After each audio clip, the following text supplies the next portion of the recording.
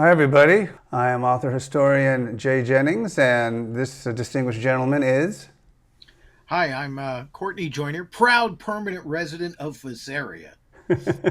Well, George Zucco is to me, he should have a huge cult following, and he might even have one at that. I just think he's one of those things. It's like I've read an article, it's called George Zucco, the greatest horror star you never heard of. I think the article was called. It's just, he's in so much good stuff. 80% of his films were non-horror, Absolutely. which is crazy. And anything he's in, he's George Zucco. That's right, my dear. Whatever he's in, he's the great George Zucco. And he was in a slew. Not only is he known for some Universal stuff, the Mummy movies he's in, Mummy's Hand, Mummy's Ghost.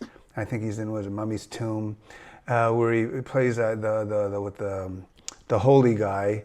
And Well, he's the mummy's hand, yeah, and well, we'll get. and then he gets shot by Wallace Ford, and then he comes back in the mummy's tomb, and he's the aged high priest. Right, the high priest. That's The it. bullets only crushed my arm. Right, I remember that. And the amulet He's got to very shaky protect hands. Tyrus. And then he showed up again, and he supposedly dies there in the tomb, in the mummy's tomb, when Turhan Bey goes off to the United States. And then he popped up again in the mummy's ghost. You And must gave John Carradine the same must instruction. feed Kari 7 ton of leaves.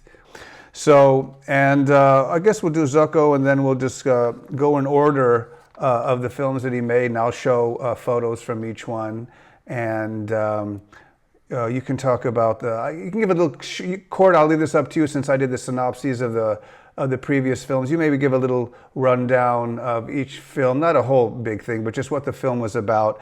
I'll introduce them and show a photo, and of course, George Zucco, his first of the Universal films was The Adventures of Sherlock Holmes, where he played Professor Moriarty. I think that's his first, yes, Court?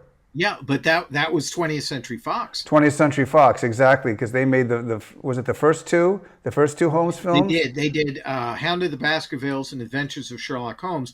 But the film that brought Zucco and J. Carrol Naish together, Dr. Renault's Secret, is also 20th Century Fox. Right. And what's funny is that's about an ape character, and then Zucco made Monster and the Girl. He can't get away from being a mad doctor with an ape. That's right. Which is very funny. So, Adventures of Sherlock Holmes, where of course Zucco plays Professor Moriarty. So let's give us your take on that film and his. They have a great scene in a cabbie together where oh, I'm planning your demise. That's good. I'm planning how you're going to go to prison and face the gallows. So they had a great camaraderie, don't you think, Court? Oh, absolutely. And the thing is, with someone like George Zucco, who was very much a part of, if you will, the British colony, that in costume pictures in particular, which was very popular, of course, at this time, and anything set in the previous century, you wanted these actors. You wanted him. You wanted to see Aubrey Smith. You wanted to see Henry Gordon. You wanted E. Clive. And just this whole plethora of these spectacular actors. And Zucco had such a commanding presence and could be such an authority figure. So in here, he's just so wonderful as Dr. Moriarty. And then later on, he would appear, of course, in Sherlock Holmes in Washington at Universal. But there he was a Nazi agent because, of course, that were at the point where they were dealing with problems with World War II. But he and Rathbone were just wonderful contrasts for each other. And Zucco, by the way, at 20th Century Fox, you would see him in some just these wonderful, wonderful costume dramas, particularly the one I was trying to think of that I just love, The Black Swan with Tyrone Power and Maureen O'Hara. And also his imperious attitude. When you see him in either The Hunchback of Notre Dame with Charles Laughton or even Joan of Arc with Ingrid Bergman. And boy, if you were facing George Zucco and he was a magistrate or let's face it, you were cooked. Right. And in this film, he He hands was a. going to see you in a Right. torture chamber at the end of a rope. Oh, absolutely. No, he's a great magistrate, and he hands a letter I guess to send. He sends it to. What's that actor's name? It's on the tip of my tongue. That elderly gentleman who goes to visit homes and says, "I've got this letter, and I don't know if it's real or not. And should I worry about my life? Yes, go ahead and answer it, and I'll see if I can protect you." And then in comes Ida Lupino and the whole kit and caboodle. But no, it's a really good film. It's actually one of the better classical Holmes films, where the rest took place kind of around World War II, where they were battling Hitler and the Nazis Oh, you bet. and people like that. And winning. And winning, yes, right. It's a new era, Watson, with people aren't just in for themselves. They're caring about others. I hope so. But anyway, let's move on. England. Yeah, right. So this England. So let's move on. After that, he made a very spooky film with Gail Sondergaard called The Cat and the Canary, where he played Lawyer Crosby. Tell us about that, Cord. Well, again, The Cat and the Canary had been such a huge success on Broadway, and then it was just brilliantly adapted as a vehicle for Bob Hope.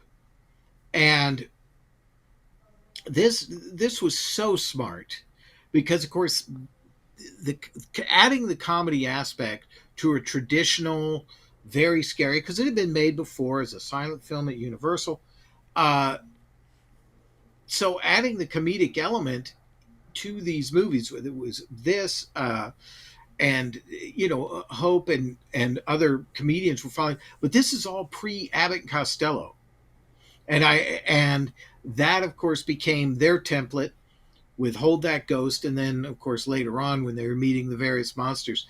But again, Zucco would be in these films in completely straight parts and always acquitted himself beautifully. And what a great foil for, say, someone like Bob Hope, who, he's bouncing off the wall doing all of this wonderful comedy, that George Zucco is like this mask of authoritative evil. Right, which we love about him. And he continues that in the Mummy's Hand, where he plays Andoheb. Tell us about Absolutely. this role. And well, the thing is with the Mummy's Hand, of course, that just started a brand new series. That's where Kairos started. So the Mummy's Hand really has almost nothing to do with the Boris Karloff film, and very often probably try to find some interconnection because it also deals with reincarnation and elements like that. But this was strictly a desert set programmer, and a great one. We all remember Tom Tyler with those beautiful opticals and his Those the black blacks in eyes. his eyes. Yeah. And and Professor Andoheb, he is bad news because he keeps trying to tell Dick Foran and Wallace Ford, you're on the wrong track. You shouldn't go out trying to find Kairos and all that stuff. And then, of course, he shows up because he is keeping Kairos alive. And here we go with Charles Trowbridge. Touch his Right. face. Look at that black outfit. Yep. And of course, they, what's the gal? There's so many different gals, Virginia Christine and Ramsey Ames. Peggy Moran. Peggy Moran, yeah. They put her on the sacrificial table, and they're about to. And I love the scene where Caris is just standing there. Well, this is beautiful, and Jay, you and I've talked about this. Shows Universal's just tremendous economy and how smart they were, because of course this is a leftover set that they redressed beautifully from the James Whale production Green Hell with George Sanders and Joan Bennett and Vincent Price, and Douglas Fairbanks Jr. And it had not done particularly well, so they were trying to offset some of the financial losses by reusing this set.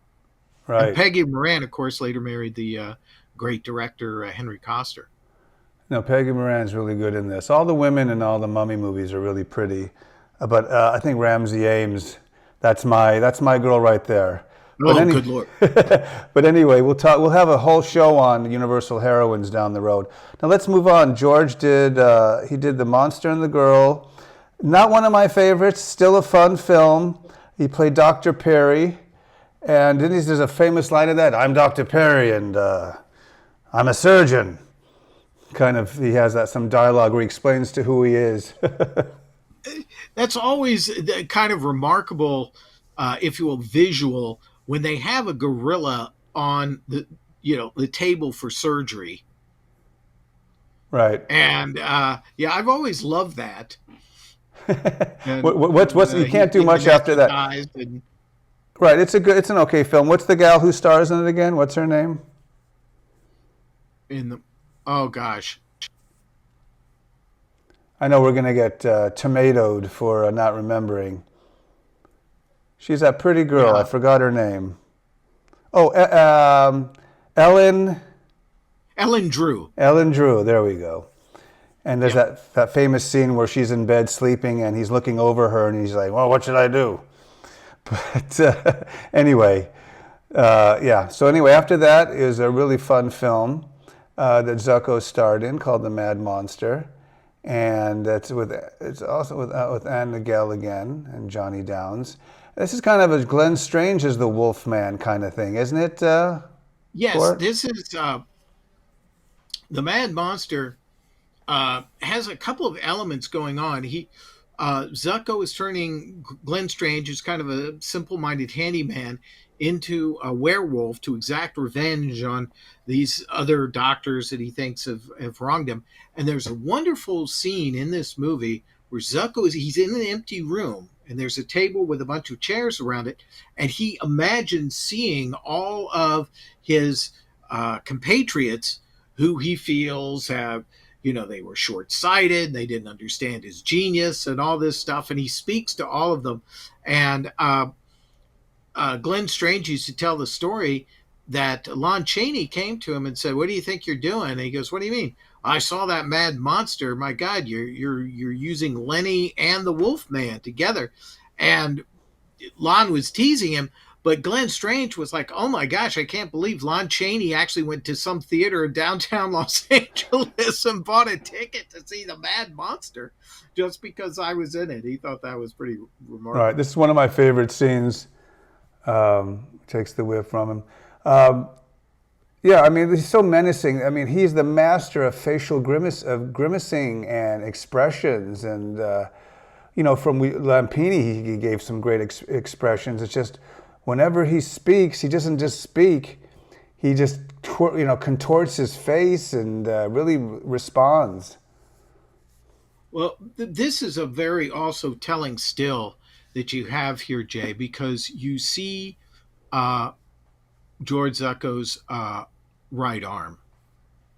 And he had been very seriously wounded in World War One. I believe it was in the Battle of the Argonne. And I had taken a number of bullets in that arm. And so it was withered. Did the surgeries, whatever, but you can see that the problems with his hand is definitely smaller than his other, and that there is a deformity there. And he tried to hide it, and usually did by putting it in his pocket and taking a very sophisticated pose. But George Zucco was the real deal. He was a war hero, and I think this was something he didn't. He was probably a very stoic man and didn't want to take advantage of that or exploit it in any way. But that was what was going on with him, and Right. why he favored his other hand and his other arm in his scenes. Kind of like Carradine and his arthritis in his Yep. was that his left hand? I think it was. He had the arthritis. Oh well, that just was his entire body. He was. Oh, okay. And in some I was. films, it's plain as day. You can see it. But anyway, Yeah. he played Dr. Cameron, by the way, in the Mad Monster. So he followed up one ape movie with another one right afterwards, with Dr. Renal's Secret, where he played Dr. Robert Renal, and that's the one with J. Carroll Nash. So this one's a little bit. What would you think? How would you rate this one with the previous film? Well, of course, since it's Fox, even just shooting on their back lot and things like that meant that it had more production value and what have you. But I think Zucco was probably feeling like he was doing everything by rote when he was doing all these mad scientist parts. Although he really stepped up his game a few movies later with, I think, his Ultimate for Universal. But he always was quite good, as we said, as an authority figure. And also, too, during this time, as we said, here he is. I'm going to transplant the brain of a gorilla into a man, or vice versa, or whatever it is I'm going to do. I'm going to, create a race of werewolves, or whatever his plan was. Okay, so he does that for 3 weeks at PRC, 2 weeks at PRC, or 3 weeks, wherever he is going to be. And then he turns around and he's in a movie with Tyrone Power and Maureen O'Hara or Charles Lawton or Ingrid Bergman. So he was always in demand for A films and also in demand for B films. So he was able to jump between the two with relative ease. But again, being British, and he could do things like The Cat and the Canary and have that authority, but he also so perfectly fit into period films and costume pictures. Oh, absolutely. I like him when he has a bigger part than just a side role like they would give to Lugosi, like you say, in Night Monster, and in other films where, he's just a background guy. I mean, the films where Lugosi plays a butler, or I know he was old and stuff by the time The Black Sleep came out, but and The Body Snatcher, I still would have given the great Lugosi much bigger parts. But anyway, that's another story, another show. After that, he went back and played on Doheb again. But this is where his hands really shake. Yeah, this is Mummy's Tomb, and I love this movie. What it has a kind of a rough reputation because the amount of stock footage from the mummy's hand that's used, but I think it's very well integrated. And the thing is, just don't watch it back to back with the mummy's hand, and you won't have Yeah. a problem with it. That's I think that happens too often. And it was directed by Harold Young, who was an editor for Alexander Korda. So he had a great background. In fact, he directed The Scarlet Pimpernel with Leslie Howard. So uh, and I'm sure when he was doing that, I don't think he was imagining he would soon be directing Rondo Hatton in Jungle Captive, but he did, and I think the fact that this would be using some footage from an older film is one of the reasons they gave Harold Young this assignment, because he had been a film editor. And the atmospheric photography in The Mummy's Tomb is so wonderful. The fire inferno at the house at the end, and there are just too many glories in it. And one of them is this great scene with George Zucco and Turhan Bey. And of course, that wonderful shot of them looking at Kyrus in the sarcophagus was a very wonderful Basil Gogas cover for Famous Monsters of All right. Filmland. It was. And then afterwards, we come up to Dead Man Walk, where he played both the Clayton brothers, the good one That's and the right. bad one. It's a fun film. It is PRC, if I'm not mistaken. It is, And and it's a little threadbare, um, but it has some really nice stylistic touches. To see Zucco playing twins is quite wonderful, and also it is the last film with Dwight Fry. oh, that's true. Yeah, Dwight Fry is actually pretty good in this. He plays like this mad Yep. stalker of Mary Carlisle. Uh, yeah, he's pretty nuts. Well, when has Dwight Fry not played someone who's nuts? Anyway, here's a scene of lying in the coffin, George Zucco. No, that's not his death scene. That's in the movie. And this is one, I guess, what is it, the good brother? I forget. It's the evil brother. It's been a while since I watched it. One of them faked his death or something in a fire court. Right, and so that's the evil brother who then is revived, and the good brother has to deal with the evil twin, and he's a vampire. Oh, okay, okay. I have to rewatch that again. Okay, so then after that, as you said earlier, he did make another Sherlock Holmes film. He played Stanley. I think he played the head of a criminal gang that had Henry Daniell in it, and Sherlock Holmes in Washington. And oh yeah, Mister Thurston Hall. Oh, I've known that man for years. He's Thurston an Hall, a great incredibly cast in that respected movie, citizen. right? No, it's actually Heinrich Hinckel, the Nazi spy. Isn't that the one that has that classic shootout in that Yep. room? And it's like they're 3 feet in between the two of them. It's like they can't be more than they're like half a room away, and they're shooting at each other. Uh, And that was the film where they really had a problem with Nigel Bruce because he hated the sound of gunshots Gunfire, yeah. and blanks, and they always had a problem getting when he had to fire a pistol is actually getting a shot of him with his eyes open because he'd always squeeze his eyes shut. Yeah, he squeezes the trigger and closes his eyes. Yeah. Yep. So that's the great shot from the film. That's what I remember it And from. Henry Daniell there in the middle, wonderful. Right. And then And after, this, of course, also is the movie that brought together Anne Archer's parents, John Archer and Marjorie Lord. oh wow, that's a little bit This of is where they trivia. met. Wow, did not Yep. know that. Then after that, he made one of my favorite Poverty Row films, and that's The Black Raven, and where George plays the Raven. That's not really his name in the film. He plays, I think it's Amos Badford or Bradford is his name. But it's such a fun film. They used to play this late at night on cable, and just a lot of great characters. Is that Charles Middleton?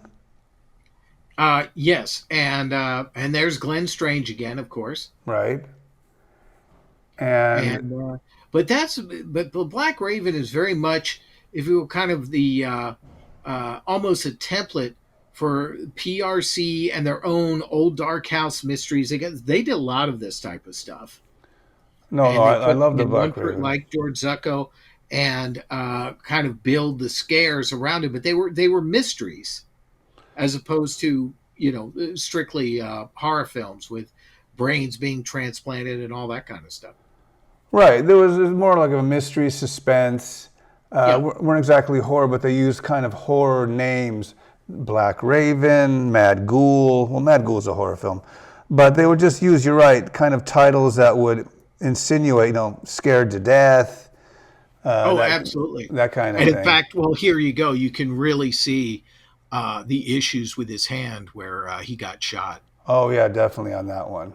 So anyway, here's another favorite of mine with David Bruce, which is The Mad Ghoul, where he plays Dr. Alfred Morris. Awesome. Awesome. Awesome. This movie is so terrific and it is so dark. Yep. Hey, Tate, is there a guy who in the history of horror who's gotten screwed over more horribly than David Bruce in this movie? He's very gullible, that's for sure. His mentor turns him into a zombie and then makes a play for his fiance. Right. And It's like, wait a minute, doctor. What do you, oh my gosh. And then he's got to cut the hearts out and everything. And this is so well directed by James Hogan, who passed away very young, which is such a shame because he was really talented. And this movie has such a wonderful, larger look to it because they did use sets from some of the bigger pictures. In fact, I believe Pittsburgh is one of the movies they use the sets from. So you see the inside of a newspaper office and you see these glamorous restaurants and that beautiful hotel lobby. And one of the things that always gives away a lower budgeted film, especially a studio film, is the lack of extras. mm, And there are extras throughout the Mad Ghoul. There are people in and out of every single shot. And of course, the climax is in the Paris Opera House set. right. Wonderful stuff. I just love it. And Robert Armstrong as the reporter who goes after, the Mad Ghoul, and it's just wonderful stuff. And there's George as a ghoul himself. That's right. He gets exposed to the gas like little Jocko, the Wonder Monkey, and now he has to dig out a heart to create the fluid that will keep him going. But oh my gosh! And plus, let's not forget Milburn Stone and Charles McGraw as the cops. Evelyn Anchors, once again, the beauty everybody it wants. Turhan Bey as the man she's actually in love with.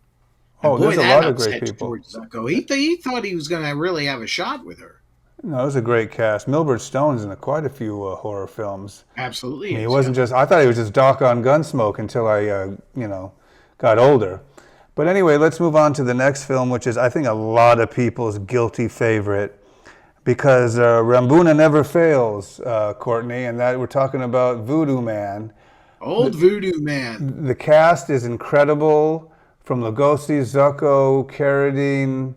And this is a scene with Lugosi and Zucco, and they're doing their ritual because he wants to transfer these unsuspecting women's souls to bring his dead wife, who Bring I his guess, dead wife back to life. Oh, right, yeah. I guess in peril. She's just a zombie, and sometimes it works, and he said emotion to emotion, and it's just the wife stands up, and everybody gets excited, and all of a sudden the wife falls back down. It didn't work.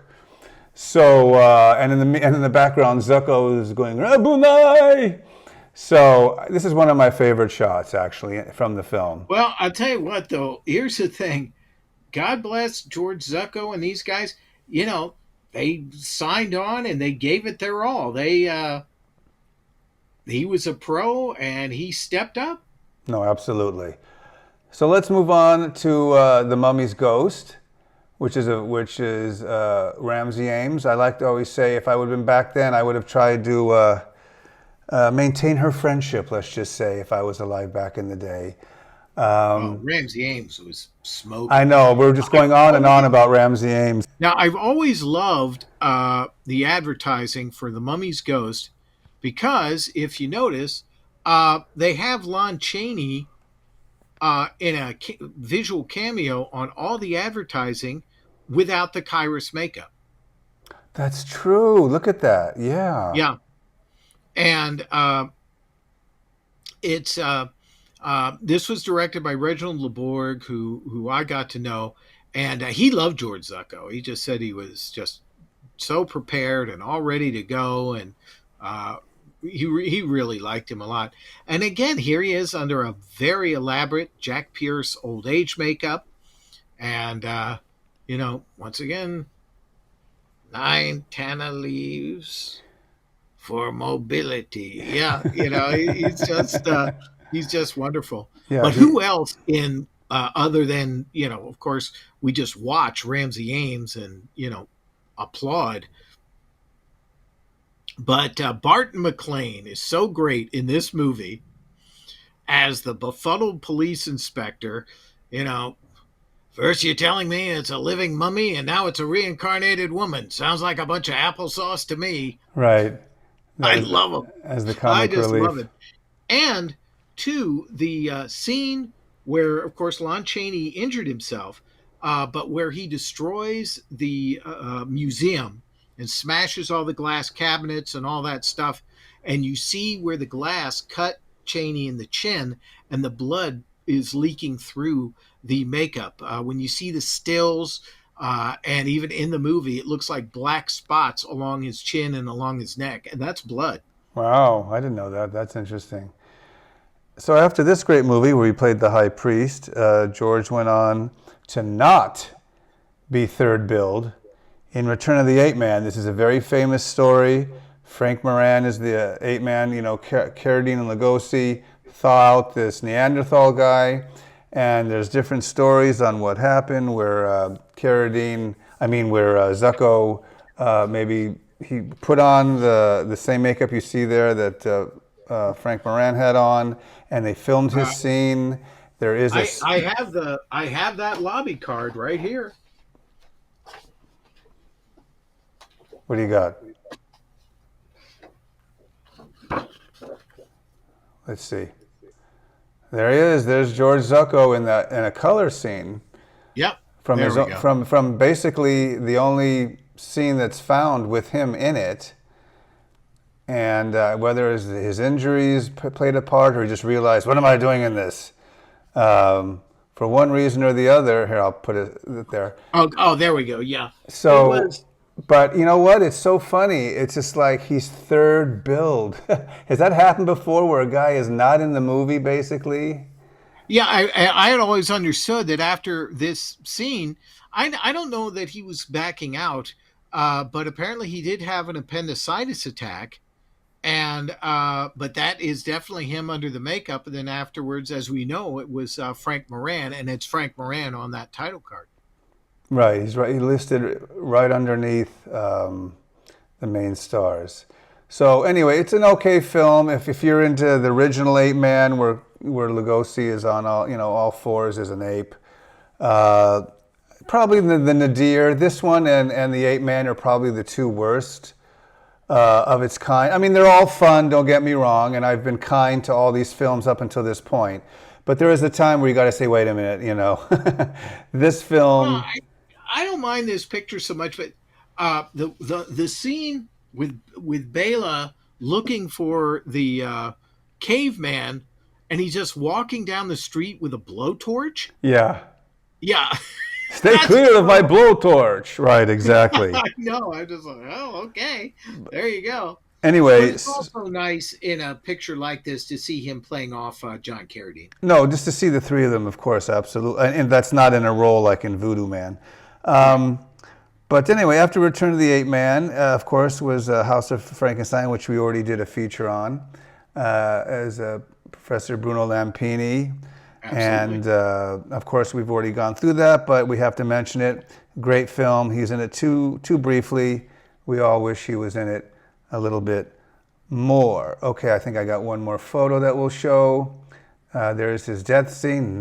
Needless to say, Daniel and I are going to Regalburg. So, to see that in color, I think that's from the lobby, if I'm not mistaken. Yeah. So that's a great shot as well. And okay, let's move on to our next film. A great Poverty Row movie. And we're talking about Fog Island and by PRC. And we have the pairing of Atwill and Zucco. Oh yeah. And it's so eerie and misty. It's like a haunted house. Kind of like Yeah. you remember Who Killed Doc Robin with Zucco? Oh yes, absolutely. Kind of like that. What do you got, Corey? You got the live version of it? Maybe I can. There we go. Wait a minute. Let me get you on there. Hold on. Okay. That's So not too bad. that's okay. He's giving him the Heimlich maneuver. Yep. Wait a minute. Hold on. Lionel Atwill and There George. we go. So I mean, it's just movies like this. I mean, I think this one was always a good double bill. Fog Island and the Black Raven. I always thought was always. I used to watch those two together. And the thing is with Fog Island, the PRC brought over Terry Morse, who had been an editor at Warner Brothers. He started his directing career there with some lower budget B pictures like Tear Gas Squad, but he was a young guy, and now is he was a very nice man, but now is kind of famous as the director of all the Raymond Burr material for the original release of Godzilla. I see. And see, that's the face that I was talking about that George can give in an instant. Yep. I just love that the grimaces that he gives. Okay, then let's move on. We've got the Flying Serpent, which is There some you people go. say is a kind of George's version of the Devil Bat. And let's Yep. see if we get that up there. It's a fun movie. It kind of uses the canned music from a lot of the old was it Universal films and the Q Quetzalcoatl. What's it called? Quetzalcoatl, yep. And it And goes good old flying around. PRC. If you look And carefully, it looks like a dodo bird on string. yeah, it was kind of a, precursor to the giant claw in a way, but he sails around. And here, instead of the shaving lotion, just put the touch right here. Instead of that stuff, George actually puts a feather from Quetzalcoatl on the victim.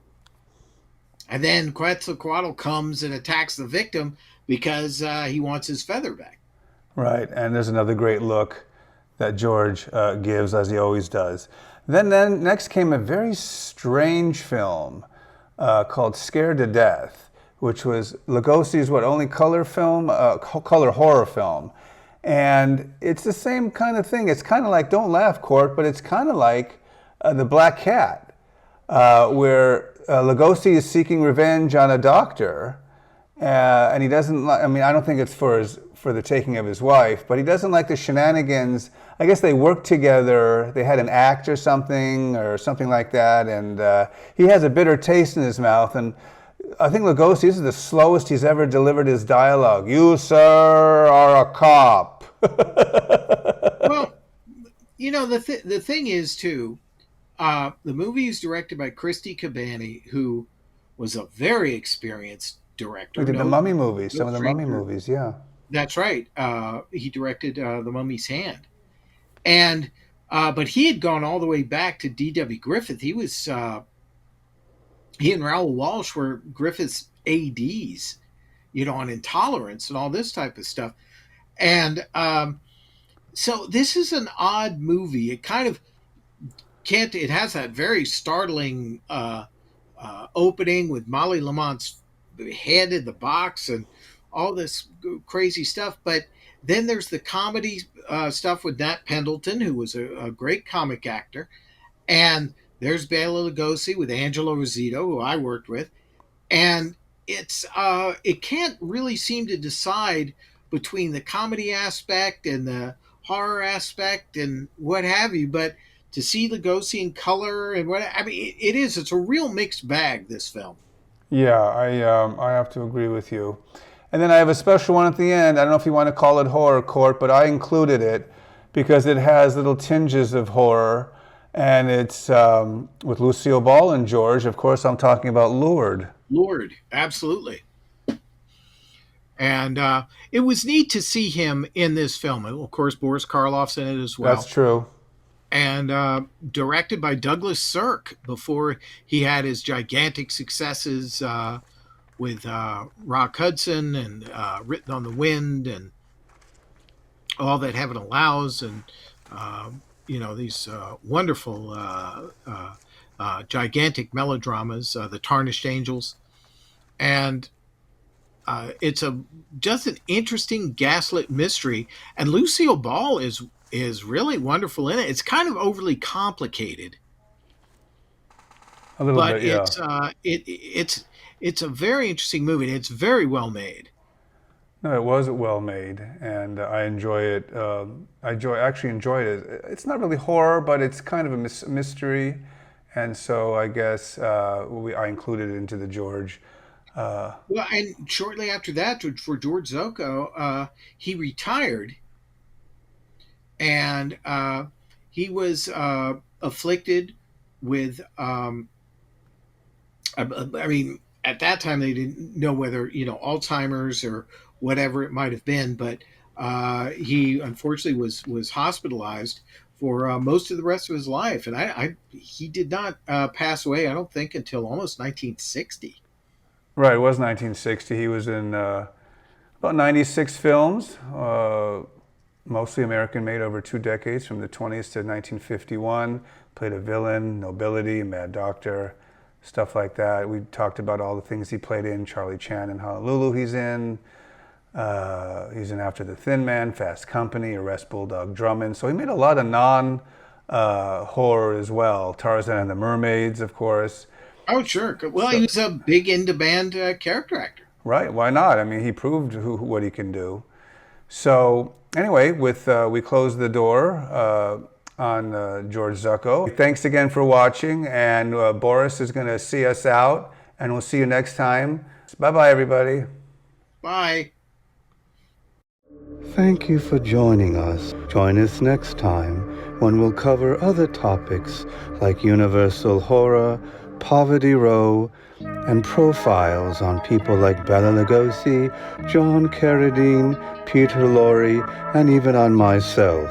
Until next time, stay scared.